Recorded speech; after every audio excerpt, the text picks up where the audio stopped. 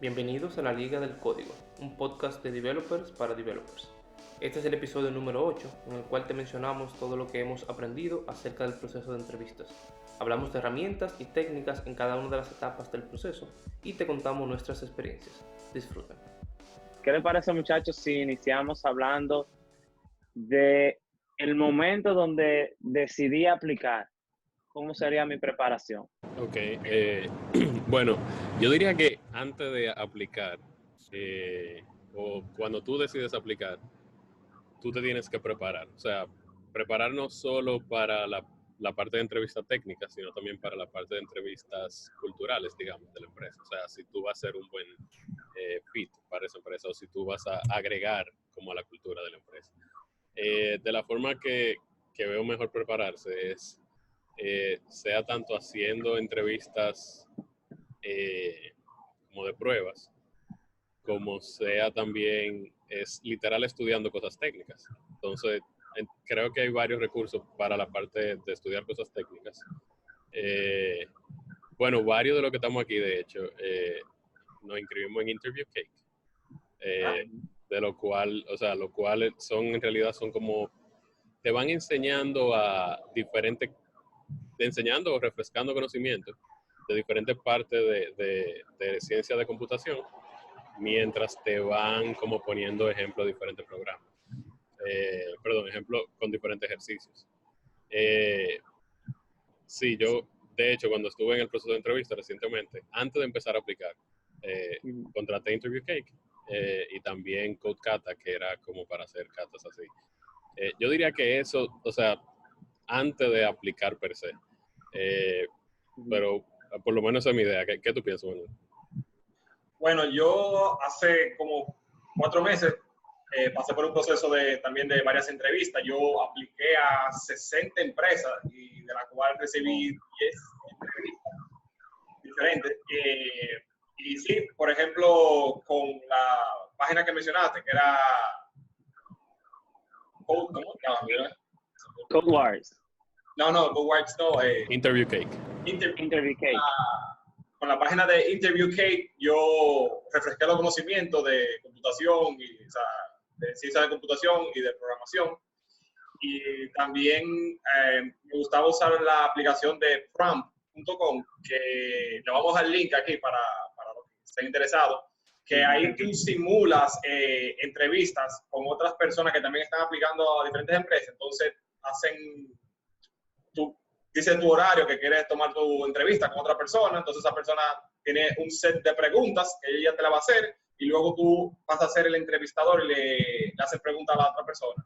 Y lo genial de esto es que, o sea, en cualquier parte del mundo tú vas a encontrar una persona para practicar y casi, bueno, en su mayoría, como están aplicando a empresas de habla en inglés, es súper cool para eso, para que tú como que practique eso. Y otra herramienta que para ya afinar tu conocimiento de programación, bueno, aquí muchos de nosotros usamos, que es CodeWars, que son problemas de programación que tú vas a tener. Entonces tú vas a saber más o menos en qué tú estás flojo y qué tú debes mejorar.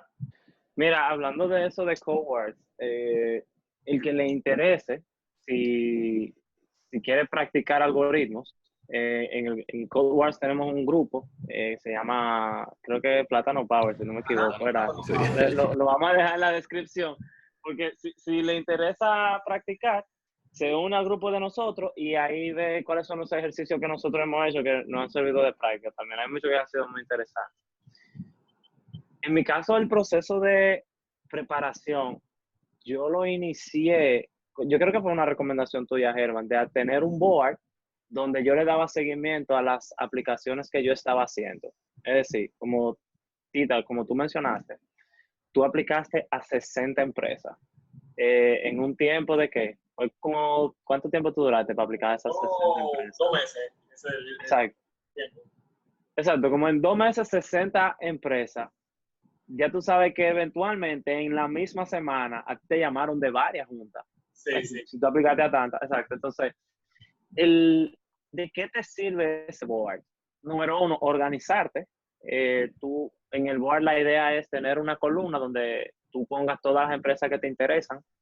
otra columna, entonces tú vas a tener otra columna para tú ir pasando a las que ya tú aplicaste, o si tú estás en proceso de alguna preparación para esa empresa, por ejemplo, si una empresa necesita un cover letter o tú quieres hacer un proyecto para mostrárselo a esa empresa, tú lo pones en esa segunda columna.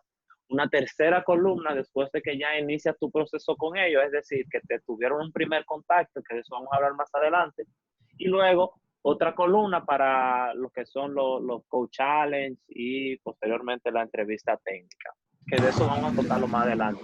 Ahora bien, solo para aclarar, Tomás está hablando de un board de Trello o de un board estilo Kanban, donde tú tienes diferentes columnas por estado y tú vas moviendo los diferentes cards. Exacto. Así que, Y la chulería de ese board de Trello es que, por ejemplo, a veces uno le puede pasar a cualquiera, durante una semana tiene varias entrevistas y a veces uno recibe una llamada o un correo y tú sientes un poco de confusión porque tú no te acuerdas de cuál empresa era que te tocaba en ese momento, porque las aplicaciones que uno lleva, a veces puede juntarse incluso hasta 2 entrevistas por semana. Entonces es bueno tener ese tipo de organización.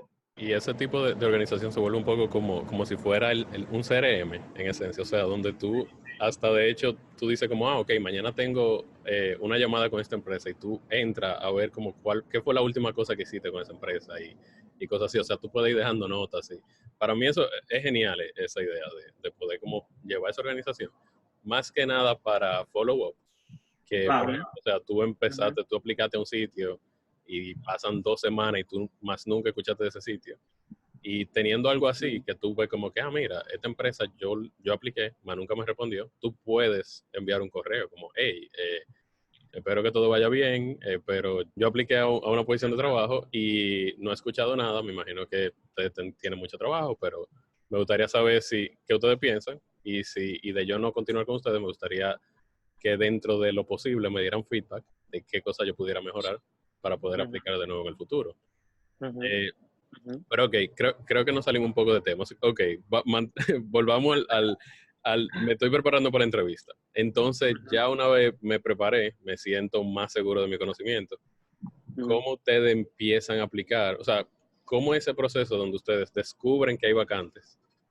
¿Qué hacen para buscar esa vacante? O sea, ¿qué página usan? ¿Qué escriben en los diferentes search? Y luego, cuando empiezan a aplicar, ¿cómo se ve eso? O sea, ¿simplemente aplican y punto? ¿O cómo ustedes lo hacen en general? Por ejemplo, yo intento, cuando voy a aplicar a una empresa, por lo menos ver la pila de tecnología que están usando, porque ese sería yo voy a tener mayor probabilidad de que recibir una llamada de esa empresa si la necesidad de ellos va alineado con los conocimientos que yo tengo. Entonces, ya por ahí, ese es mi primer paso. Ya luego yo voy identificando que vamos a ver un poco de la cultura de la empresa. Tú tal vez no puedas saber mucho, porque tú no estás dentro de la empresa, pero si tú entras a la página o ves los comentarios en una página que se llama The Glassdoor, tú ves más o menos qué la gente piensa de esa empresa. Entonces eso es muy buen primer paso para saber más o menos cómo funciona esa empresa. Mira, para buscar trabajo, a mí me gustó mucho. Hay una plataforma que se llama Honeypot, que vamos a dejar los links abajo en las notas del episodio. Que esa página, Honeypot, se llama, te ayuda a buscar empleo en Europa. Entonces, en esa página tú ponías la expectativa de tu sueldo en cada una de las ciudades donde te interesaría trabajar. Por ejemplo, te ponen de Bélgica, te ponen de Suecia, ciudades de Alemania, tú sabes, es en Europa. Entonces ahí tú ibas haciendo un perfil, tú tenías entrevistas con personal de Honeypot y después de que ellos te depuraban, ellos te activaban en la plataforma. Una vez activo, las empresas aplicaban a ti y tú tenías luego una entrevista con ellos, la parte de la entrevista de cultura, de la entrevista de técnica y posiblemente un coach challenge adicional, porque Honeypot te daba uno antes de tu entrar. Esa página me gustó. Hay otra que también me gustó para buscar trabajo, que era AngelList. Esa también es muy buena. Hay otra que se llama Relocate Me, relocate.me. Esa también es buena. Esas son páginas que se enfocan en que todas las aplicaciones por ahí tengan incluido el paquete de moverte de un país a otro. ¿Qué otra más? Y muy importante, tienes que darle prioridad y cariño a tu LinkedIn. Dedícale un tiempo. Si tú sientes que pudieras incluso pagar una asesoría para que te lo pongan nítido, hazlo, vale la pena. Y asegúrate de marcar de que tú estás disponible para escuchar nuevas oportunidades. Abierto para nuevas oportunidades, me parece la opción. Esas son las plataformas que a mí me gusta para enterarme de los trabajos y de las empresas que tienen demanda ahora mismo. Continuando con lo que dice Tomás, creo que también es bueno que tú identifiques qué tú andas buscando antes de empezar a aplicar. Porque, por ejemplo, yo soy fan de los trabajos remotos. Al día de hoy tengo 5 años y algo trabajando remoto. Y casi todos los trabajos que he conseguido han sido a través de AngelList. Me gusta porque hay como cierta transparencia en sentido de que tú le puedes decir qué rango de salario tú andas buscando, que digamos que sea remote ok, que sea, o sea, que permita trabajos remotos. Y también, si tú andas buscando un trabajo que sea en una oficina, luego hay otras páginas que te recomendaría, aunque AngelList también es muy bueno para eso. Pero, por ejemplo, si tú andas buscando un trabajo en una empresa grande, AngelList no te funciona tanto, porque en general son empresas pequeñas que tienen posiciones o sea, son empresas pequeñas que están ofreciendo diferentes posiciones. Exacto, más startups, esa era la palabra que andaba buscando. Pero, por ejemplo, así como Tomás mencionó Honeypot, yo hace poco, cuando estuve aplicando, también utilicé los servicios de TripleByte. Yo actualmente vivo en los Estados Unidos, donde TripleByte opera. Opera también en Canadá. ¿Opera en Canadá? No sé si opera en Canadá. Sí, opera, ¿verdad? Ok, sí, creo que opera en Canadá y estoy seguro que opera aquí porque lo utilicé aquí. Y es muy similar a lo que dice Tomás. O sea, tú primero haces una prueba online técnica. Si la pasas con un empleado de TripleByte, te hacen una entrevista técnica de 2 horas. Y si tú pasas esa entrevista, ellos te pasan como a esta área donde ya tú tienes contacto directo con las empresas. Entonces las empresas le dicen a TripleByte como, hey, me interesa ese candidato. Y tú pasas como a hacer una llamada ni siquiera técnica, es como una llamada, ellos le llaman un pitch call. En esencia, la empresa te está vendiendo la posición. Y ya luego de ahí tú decides si continuar como a la última entrevista con ellos. Pero eso sí, yo creo que con lo que he tenido mejor suerte y mis 2 recomendaciones serían eso. Buscar en AngelList y TripleByte. Ahora bien, como dice Tomás, tu presencia en línea sí es importante. Tanto LinkedIn como si puedes tener una página personal, tenla, no es obligatorio. O sea, ni el LinkedIn ni tu página personal ni nada es obligatorio. Pero sí que al momento hay algo que utilizan o que dicen los mercadólogos, como que si te buscan en Google y tú no apareces, tú no existes. Entonces, si tú te estás vendiendo para un empleador, tú de una forma u otra eres como tu pequeño negocio. Tú eres tu propio negocio. Entonces, tú quieres que el empleador te contrate, que contrate tu servicio. Entonces, en esencia, sí, si tú puedes lograr una presencia digital donde tú muestras el trabajo que tú hayas hecho y cosas así, tú mejora la posibilidad de conseguir un trabajo. Pero sí, volviendo a la pregunta, a eso es donde AngelList y TripleByte son las que al día de hoy más me han funcionado. Y la tercera que más me ha funcionado es un poco así como de publicidad de boca a boca, en esencia. O sea, de donde un amigo te dice, hey, en tal sitio hay vacante y te puedo recomendar. Si tú tienes acceso a eso, te diría que lo haga porque te salta esa primera fase de, digamos, el reclutador saber si tú eres bueno o no. O sea, tú estás recibiendo la recomendación de alguien que ya ellos entrevistaron. Por lo cual eso siempre es bueno. Ahora que tú lo mencionas, hablando de decirle a los amigos si tú trabajas, en esencia eso es aprovecharte de tu networking. Exacto. Que también LinkedIn ayuda. Ahí, lo que tú exactamente. Sí, entonces, si tú sientes que tú no tienes un muy buen networking y que tú estás totalmente fuera del mundo que tú quisieras tener relacionado. Aprovéchate de como nosotros hablamos, de los eventos que hacen para conocer personas. O sea, habla, di que tú eres programador, di con qué tecnología tú trabajas, que ahí puede ser también que tú encuentres una oportunidad de trabajar. Ahora que tú mencionas eso, yo en una posición que entré fue literal así. O sea, yo fui a una fiesta, la fiesta era un pool party y literal yo conocí a alguien que era pareja de alguien que yo conocía. Y empezando a hablar, esa persona, que tú eres programador, ¿y en qué tú trabajas? O sea, esa persona también trabaja en tecnología.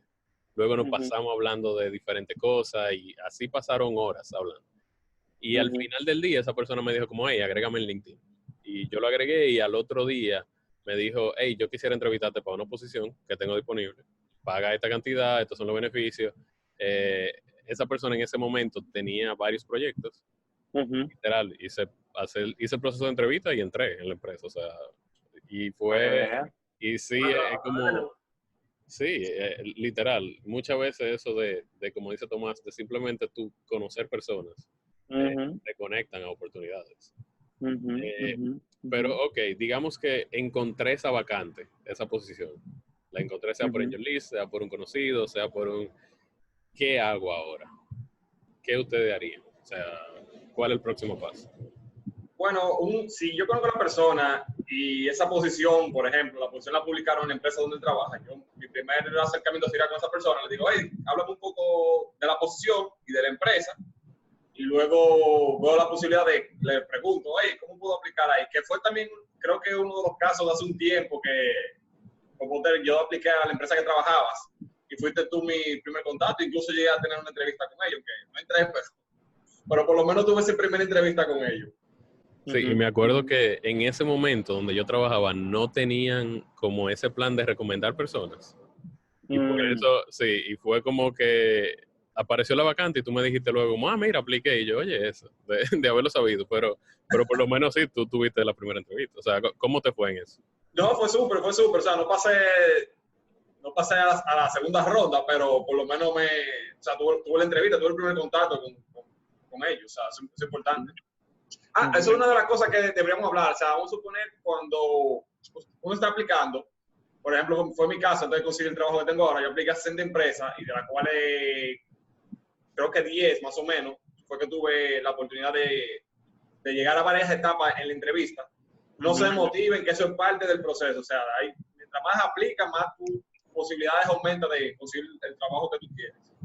Mira, si ya tú viste la empresa que te interesa, vamos a decir que tú la viste por, no sé, encontraste en AngelList. Viste la empresa, te gustó, te interesó. Lo que yo hago es generalmente, busco en LinkedIn contactos de la empresa para ver si encuentro los developers, cuáles son los perfiles que ellos tienen, qué tanto se parecen al mío, con qué tecnología trabajan. Eso parece un poco stalker. Bueno, exacto. El fin justifica los medios. Tú tampoco quieres saber de su vida personal. O sea, es más que nada de la vida profesional. Exactamente. Entonces, la idea es tú alinearte a lo que ellos necesitan. Y a veces el ver un perfil de alguien en la misma posición te pudiera ayudar muchísimo. Para una empresa yo apliqué así, buscando en LinkedIn reclutadores de esa empresa y contacté al reclutador directamente. Le hablé sobre mi interés de entrar a la empresa. Él me contactó y ahí fue mi primer proceso. Ese proceso yo llegué hasta la quinta etapa más o menos. Ok, pero digamos, te interesó y ya tú sabes que va a aplicar.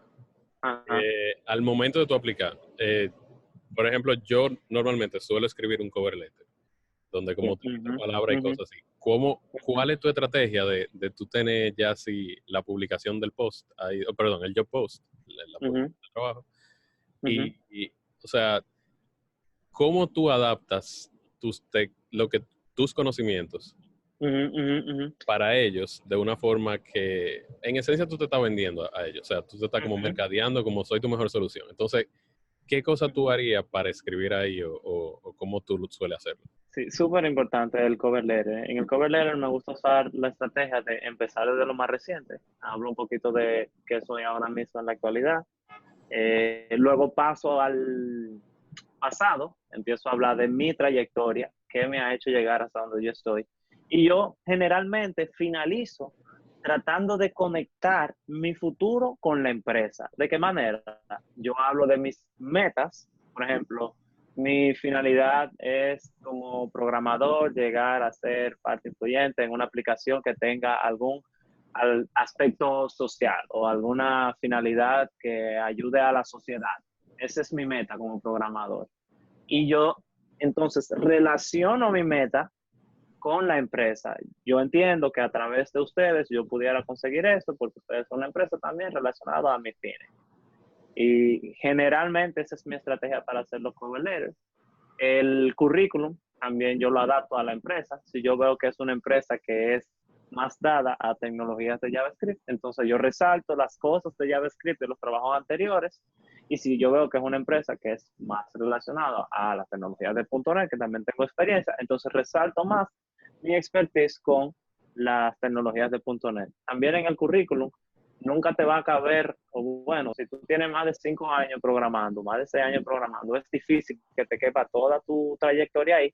Entonces, aprovéchate de eso para poner solamente las posiciones que están más alineadas a la empresa y claro, déjale el link de LinkedIn para que se vea todo lo que no pones ahí, pero resalta las cosas que te van a hacer tener más oportunidad para una entrevista. Ok, entonces, digamos, hasta ahora me preparé para la entrevista. Empecé a estudiar. Estoy mejorando mi parte técnica, estoy mejorando mi parte de venta. de soft skills, exacto, de poder, digamos, yo, tanto venderme yo como ser parte integral de esa empresa. Encontré ese trabajo, apliqué, le incluí un cover letter donde le digo por qué yo soy el indicado. Van a haber empresas que me van a contactar, van a haber empresas que no. Como mencionó Manuel, mientras más tú apliques, más chance tú vas a tener de que te contacten. Y cada aplicación tú te la tienes que tomar en serio. No es solamente como este es mi currículum, una fotocopia, no sé, y se la lleva, sino como que, ok. Para hacer el famoso copy-paste de los cover letters y los currículums. Exacto. Exactamente. O sea, al final, si tú pones empeño en aplicar en un sitio, es muy probable que aunque no te acepten, sí te tomen en consideración. O sea, como esta es una persona que da la extra milla. Ok, entonces me respondió un reclutador. Me dijo que está interesado en mí, que si tengo media hora para una llamada. Para esa primera llamada, ¿ustedes suelen prepararse o cómo normalmente eso va? Bueno, como en el caso, en el caso particular mío, yo estaba aplicando a varias empresas, entonces cuando hacen el primer contacto conmigo, yo le pongo en un horario flexible para mí, claro, porque no quiero tomar esa llamada en un momento de presión o me siento incómodo. Entonces yo le doy una repasada de nuevo. Casi siempre la primera llamada es para saber, no es una entrevista técnica, sino para saber un poco de ti. Entonces yo le doy una repasadita a la empresa de nuevo y le pongo un buen horario para que sea cómodo para ambos. Mi preparación para esa primera entrevista generalmente es investigar bien respecto a la empresa, como dijo Manuel, y tener pendiente cuáles son las preguntas que a mí me gustaría saber de la empresa al reclutador. Eso es muy importante porque eso muestra interés en ti y demuestra que tú hiciste tu tarea de conocer la empresa y de que tú estás haciendo una aplicación sincera hacia ellos, que realmente te interesa entrar allá. Preguntas como cómo funciona, cómo es la cultura allá de trabajo, cuáles son las metas de la empresa. Por ejemplo, una vez yo apliqué a una empresa y yo supe que había sido adquirida por otra más grande, le pregunté sobre el proceso y con esa pregunta nada más me gané al reclutador, con preguntarle, bueno, yo supe que ustedes lo adquirieron hace 8 meses, tal empresa, ¿cómo fue ese proceso? ¿Qué cosas han cambiado? Mira, me lo gané al reclutador solamente con esa pregunta. Hay una pregunta, yo le llamo la pregunta ganadora, que hay un momento de la entrevista que yo te voy a preguntar, ¿tú tienes alguna duda? Entonces ahí, al final siempre yo le hago la siguiente pregunta, ¿qué es lo que ustedes esperan de mí como un nuevo integrante del equipo? O sea, y ahí uno me explica, nosotros esperamos esto, porque eso es bueno alinear las expectativas que tienen ellos con uno. Y eso, o sea, como ustedes mencionan, al final esa primera entrevista suele ser ellos andan viendo como 3 puntos. Lo primero es como que es una persona de verdad, o sea, me puedo comunicar efectivamente con esa persona. Ujú.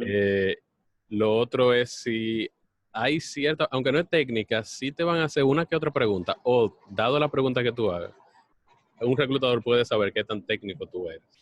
O sea, Ujú. si es una persona que literal hasta te preguntan como, ay, cuéntame bueno, espérate, ¿qué tanto tú hiciste, no sé, en esta última aplicación? Y tu respuesta es muy vaga o es muy, puede ser que tú des la idea de que tú en realidad estás mintiendo en el currículum.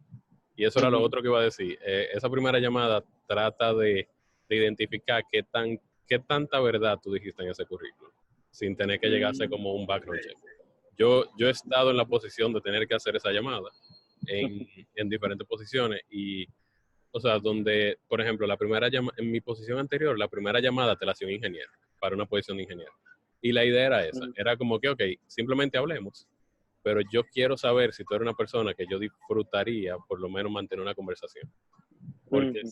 como yo o sea, la empresa se enfocaba mucho en que lo importante no era necesariamente lo técnico, porque lo técnico se puede aprender. Ahora bien, si es una persona que, por mejor programador que sea, tú no puedes trabajar con esa persona, o sea, tú no te llevas, se te cae digamos, el proceso de entrevista en ese momento. Entonces, por eso yo mencionaba también como de tratar de mejorar, no solamente en la parte técnica, sino también los soft skills. O sea, al final somos humanos que interactuamos y nos tenemos que llevar bien entre nosotros. Ujú. Eh, Ujú. Ujú. pero sí, es como eso. Y sí, yo no creo que yo me prepare mucho fuera de lo que ustedes mencionaron, que sabe un poco más de la empresa, sabe qué posición está. Bueno, una pregunta que yo suelo hacer en toda la empresa que me hacían esa primera llamada era Ujú. como que, bueno, que es la misma que mencionaba Tita, que una vez ustedes me contraten, ¿qué yo voy a hacer en los primeros 90 días? ¿Qué Ujú. actualmente, qué es el problema que ustedes quieren solucionar con contratar a una persona? Ujú. Eh, Eso yo lo hacía simple y llanamente porque entiendo que si la respuesta es como que, bueno, no, es que el equipo está creciendo y hay más cosas, o sea, es muy vaga la respuesta. Es como que, ok, hay otra cosa que no me quieren decir. Ahora bien, Ujú. si la respuesta es como que, mira, la empresa, estamos teniendo problemas con tal módulo que obtiene la data, esperamos que la persona que contratemos nos pueda ayudar con eso, que sepa de backend, pero que también el frontend nos pueda ayudar con esto y aquello. O sea, como que también te dan una idea Ujú. de la Ujú. posición. Pero ok, hizo esa llamada, todo salió bien. Aquí donde las empresas como que varían, que algunas tienen 3 entrevistas, otras tienen 5, otras tienen 7. Y eso varía mucho. Sí, eso no hay un proceso claro. Ujú. Pero digamos que ustedes pasaron a una entrevista técnica. Ujú. Antes de la entrevista, toda la entrevista técnica por lo menos a mí me matan de nervios. O sea, son como esa cosa que tú dices, mierda, no, de verdad, no quiero hacer la entrevista técnica. Es un poco donde, aunque tú tengas mucho conocimiento, los nervios te pueden traicionar. Ujú. Entonces, hablemos de 2 cosas. ¿Cómo ustedes se preparan para esa entrevista técnica? Y mientras la entrevista está pasando, ¿qué cosas ustedes tratan de evitar y qué cosas ustedes se aseguran de hacer? Por ejemplo, yo le doy una repasada a los conocimientos, bueno, dependiendo de la tecnología, claro, vamos a poner el ejemplo de JavaScript. Le doy una repasada a mi conocimiento de JavaScript, tal vez haga unos cuantos problemas. O sea, vamos a suponer si la entrevista hoy es lunes y la entrevista la tengo un viernes, tengo un buen tiempo para practicar. Le doy una repasada a los conocimientos y yo intento durante la entrevista, bueno, uno se pone nervioso siempre, o sea, no hay duda de eso, Ujú. pero que el entrevistador, o sea, hay que saber qué busca el entrevistador contigo. Ellos que en Ujú. su mayoría quieren saber cómo tú te desenvuelves programando, entonces aunque tú te tranques un momento, no tengas miedo de preguntarle, o sea, si tiene alguna duda o no está claro el problema, no duden en preguntarle. Pero básicamente eso es lo que yo haría, o sea, prepararme un poco con mi conocimiento técnico ya de programación para esa parte. Mira, para las entrevistas técnicas, trata de no ponerte nervioso. Generalmente la persona que te esté entrevistando es una persona que tiene mucha expertise en el área que te va a entrevistar y quiere medir hasta qué punto llega tu conocimiento. Sé honesto, cuando llegue al límite donde tu conocimiento llega, ya no trates de contestar todas las preguntas bien, porque efectivamente es solamente para medirte que está. no es que te van a quemar por no saber una respuesta. Ese fue mi error en una de las entrevistas. Yo te voy a poner un escenario que puede pasarte. Por ejemplo, tú sabes mucho de base de datos, tú te encargas de hacer toda la parte del backend en todas las aplicaciones que tú has trabajado, pero tú nunca has trabajado con una base de datos que tiene réplicas en diferentes partes del mundo y que cómo se maneja eso. Si tú no tienes esa expertise, dilo. Tú dices, yo nunca he trabajado con una aplicación que tenga esa arquitectura, sin embargo, yo sé que es posible. Si tú en el proceso de preparación, dentro de las cosas que estudiaste, tú leíste sobre eso, tú puedes decir, mira, yo leí que se puede usar tal estrategia para eso, pero yo nunca lo he puesto en práctica. Y así, también la honestidad se valora muchísimo en esas entrevistas. Y como bien decía Germán, si es una persona con la que me gustaría trabajar, es una persona con la que yo conozca su sinceridad, qué sabe y qué no sabe. Sí, o sea, al final la honestidad llega lejos. Y más que nada cuando tú estás enfrente de alguien con quien tú vas a trabajar. O sea, no hace ningún sentido tú venderte como yo soy capaz de hacer algo, que luego te contratan para eso y tú, por más que intentas, pasan meses y meses. No estoy diciendo que no lo va a lograr. Lo que estoy diciendo es que quizás no lo va a lograr en el tiempo que alguien experto como te vendiste no lo hizo. Entonces, para mí la honestidad llega muy lejos. Y como decía Tomás, las entrevistas técnicas pueden ir de una de dos formas en general. Una es si tú tienes una buena persona, o sea, un buen entrevistador. Si tú tienes un entrevistador que en esencia está tratando de ver qué tan bueno tú eres, cómo sería trabajar contigo, y no necesariamente un entrevistador que sería un mal entrevistador cuando trata de demostrarte que tú sabes menos que él, que pasan las dos cosas. O sea, hay entrevistas técnicas donde el entrevistador está 100% listo como para tirarte preguntas ganchosas, o sea, un gancho, a ver si tú caes. Y son como que, ay, que tú no sabes de eso. O sea, si tu entrevista va por ahí, yo creo que bueno, tú decirle a tu entrevistador, yo no sé, y cuando llegue el momento, tú dejarle saber como, yo no estoy seguro si lo que tú me preguntaste son cosas de verdad que ustedes hacen o son preguntas como para ver cómo yo reacciono. Porque de la forma, o sea, de eso que tú me preguntabas, yo entiendo que tiene un grado alto de complejidad que hasta para yo responderte de inmediato no sería justo. O sea, yo lo he hecho. A mí me han hecho entrevistas que son ganchosas y yo le dejo saber al entrevistador como, hey, yo no sé si tú intentaste hacer una entrevista o tú intentaste dejarme saber que yo no sabía de eso. Pero volviendo al otro ejemplo, de si tu entrevistador es bueno, él está tratando de ver cómo tú trabajarías en un equipo, cómo tú harías pair programming en esencia. Entonces puede ser que te ponga una pregunta súper compleja, pero que no es que tú la vas a resolver solo. Es como que, ok, resolvámosla juntos. Déjame saber cómo tú la resuelves. Entonces, ¿qué cosa que yo hago o que me aseguro de hacer en una entrevista técnica es decirle todo lo que estoy pensando?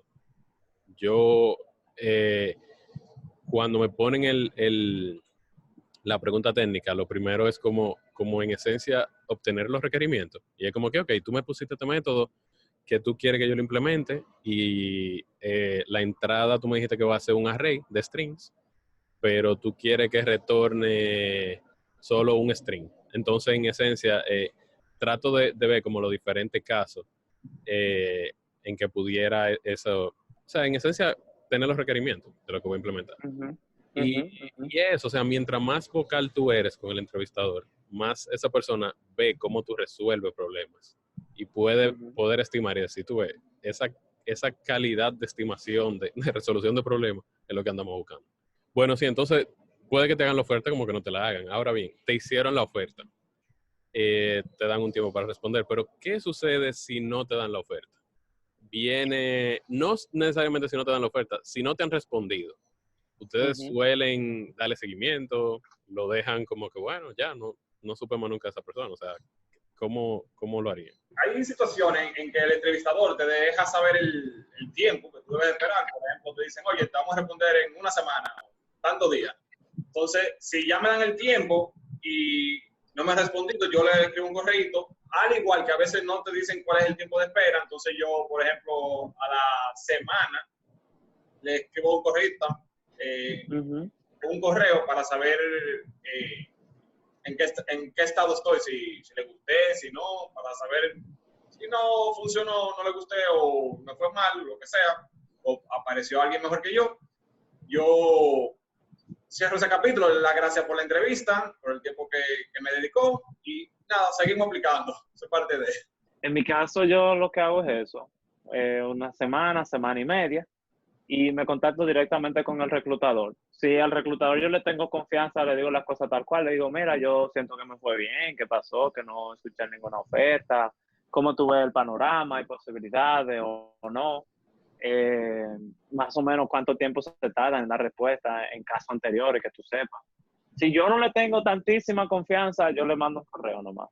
Y en el correo le pregunto. En el correo le digo, mira, entiendo que me fue bien, más o menos. ¿Cuándo sería que ustedes me darían respuesta? Y así. Yo hago algo similar. O sea, creo que lo de follow-up y lo del Trello que hablamos al principio es lo ideal. Toda empresa, especialmente empresa donde hay mucho trabajo, no necesariamente tan arriba de ver como en qué va este candidato, porque tienen cosas que hacer, literal. Entonces, sí enviar un correo no es visto necesariamente como algo negativo. Señores, una última pregunta así, como tipo pregunta bonus del podcast, que yo la tenía así desde que sabía de qué era el tema. ¿A usted alguna vez le ha tocado una entrevista, sea técnica o no técnica, o una entrevista para una posición técnica que se la hace una persona que no es técnica? Uf. Sea como alguien de recursos humanos o sea hasta el manager de los programadores, que muchas veces en empresas, por lo menos de nuestro país, no son técnicos. ¿Cómo va esa entrevista? O sea, ¿qué experiencia ustedes pudieran contar o anécdota? Mira, eso es súper difícil de manejar. Te voy a decir por qué. Porque a veces te hacen preguntas que son bastante técnicas, pero si tú las respondes tal cual como debería de ser, el grado técnico que él te está preguntando, y él no entiende nada, él puede asumir que tú lo estás en español dominicano mareando, que tú le estás dando vuelta, que tú lo estás tratando de hacer confundir. Entonces, si te toca la suerte de tomar el escenario, de tratar con una persona no técnica, asuntos técnicos, trata de explicárselo como si tú se lo estuvieras explicando a un niño. Si están hablando del protocolo de comunicación de WebSocket, tú le dices, eso es una tecnología que te permite tratar asuntos de tiempo real en la página web, por ejemplo. No te vayas a la parte técnica, no le digas que eso es un socket, que hay un handshake, no, porque no te va a entender y puede asumir que tú lo estás tratando de envolver en un escenario técnico que no tiene. Él no maneja los términos. Sí, o sea, me viene a la cabeza, lástima que el amigo de nosotros, Máximo, no está aquí, pero me viene a la cabeza la anécdota que él tiene de alguien que lo estuvo entrevistando y estando enfrente de Máximo y teniendo el currículum de Máximo en la mano, mira a Máximo a los ojos y le dice como, ¿pero tú sabes JSON? Y Máximo se queda como que... JSON, o sea, el JSON Object, o sea, el JavaScript Object Notation, lo que tú dices, la anotación de objeto en JavaScript. Y él, no, JSON, ¿tú sabes lo que es JSON? Y él en esencia le dice como, bueno, sí, y dice el de que yo no lo veo que tú lo tienes en el currículum. Y de verdad eso es algo... ¿Por qué tú no lo pones en tu currículum? Exacto, ¿por qué tú no lo pones en el currículum? Y esa persona luego lo agregó así en su currículum. Y era como algo que, no sé, es algo que por lo menos yo no lo tengo en mi currículum. No sé, creo que ninguno de ustedes lo tiene en su currículum. Pone eso, olvídate. Exacto, y eso, esa idea como de muchas veces es más complicado cuando una persona no técnica te entrevista que cuando lo es. Pero sí, solamente eso y verdad, me parece cómico por un lado, pero es triste por el otro lado, porque tú puedes tener todo el conocimiento del mundo y esa persona puede que no te entienda y no avanza en ese proceso. Esto ha sido todo por hoy, esperamos que les haya gustado y les sea de ayuda. No olviden darnos su feedback en la plataforma que están utilizando para escucharnos. De igual manera, dejen en los comentarios o por nuestra cuenta de Twitter cualquier pregunta o tema que quieran que tratemos en un próximo episodio. Hasta la próxima semana.